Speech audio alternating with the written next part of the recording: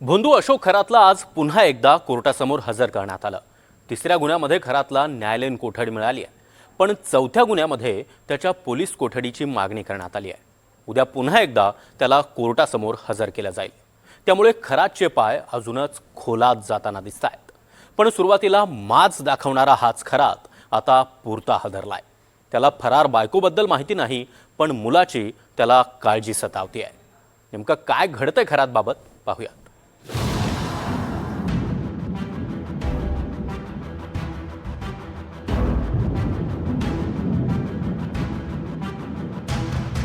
स्वतःला दैवी अवतार सांगणारा, शेकडो महिलांना फसवून त्यांचं लैंगिक शोषण करणारा, कोट्यवधींच्या जमिनी हडप करणारा अशोक खरात आता चांगलाच घाबरलाय। वेगवेगळ्या गुन्ह्यात पोलीस कोठडीची हवा खावी लागत असल्यानं खरातच्या पायाखालची जमीन आता सरकली आहे। अटक झाल्यानंतर पहिले 2-3 दिवस माज दाखवणारा खरात आता गार झालाय। अटकेनंतर तुम्ही घोर अपमान केलाय, तुमच्यावर कोप होईल असं सांगत पोलिसांनाच धमकावणाऱ्या आणि पोलिसांचंच भविष्य सांगण्याचा प्रयत्न करणाऱ्या खरातची बोलती आता बंद झाली आहे। आपण आता तुरुंगातून बाहेर पडत नाही याची खात्री पटल्यानं दुसऱ्याचं भविष्य सांगण्याचा दावा करणारा हा भामटा आता आपलं काय होणार या चिंतेनं ग्रस्त झालाय। सूत्रांनी दिलेल्या माहितीनुसार कोठडीत खरात आता जास्त कुणाशी बोलत नाही। तपासावेळी विचारलेल्या प्रश्नांनाही तो मोजकच उत्तर देतोय। इतकंच नाही तर कोठडीच्या बाहेर पडल्यावर आपल्याला लोकांच्या रोषाचा सामना करावा लागेल या भीतीनं तो चांगलाच हादरलाय आणि त्यामुळेच व्हिडिओ कॉन्फरन्सिंगद्वारे कोर्टासमोर हजर करण्याची विनंती तो तपास अधिकाऱ्यांना करतोय। खरातला त्याच्या गेल्या 11 दिवसापासून फरार असलेल्या पत्नीबाबत विचारल्यावर देवालाच माहिती असं उत्तर तो देतोय। तर दुसरीकडे त्याला मुलाची मात्र काळजी वाटते आहे। आपल्याला एकदा मुलाशी बोलू द्या अशी विनंतीही तो तपास अधिकाऱ्यांकडे करतोय। दुसऱ्यांचं भविष्य सांगणारा भोंदू अशोक खरात आता स्वतःच्या भविष्याबाबतच मोठा चिंतित झाला आहे।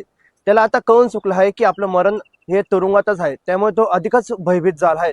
त्याचं विशेष प्रेम हे त्याचा मुलगा हर्षवर्धनवर होतं। तो एसआयटीच्या पथकाकडे वारंवार मागणी करत आहे की माझ्या मुलासोबत एकदा तरी बोलणं करून द्यावं।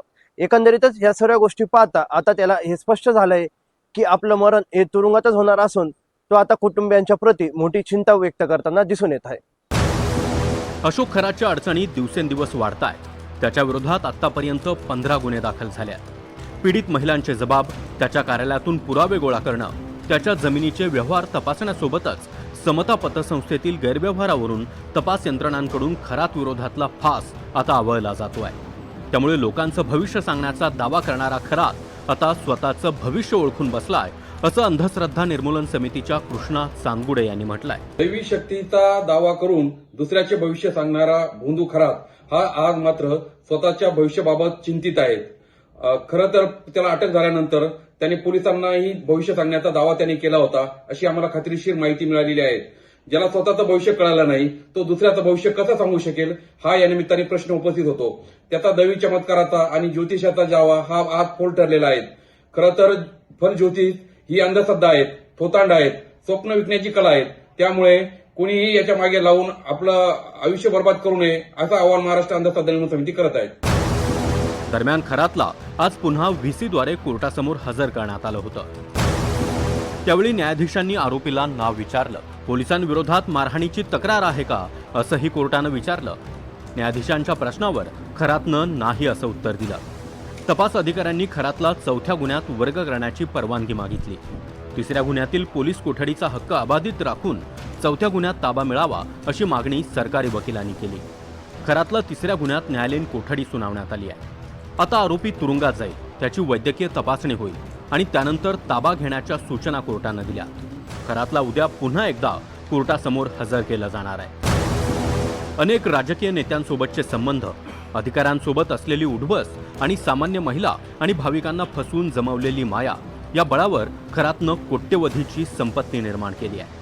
पण खरातच्या पापाचा घडा भरला आणि नियतीनं फास असा काही आवळलाय की ही ओळख, ही उठबस आणि ही संपत्ती खरातला आता कुठेच उपयोगी ठरत नाही। राहुल वाघ, NDTV मराठी, नाशिक।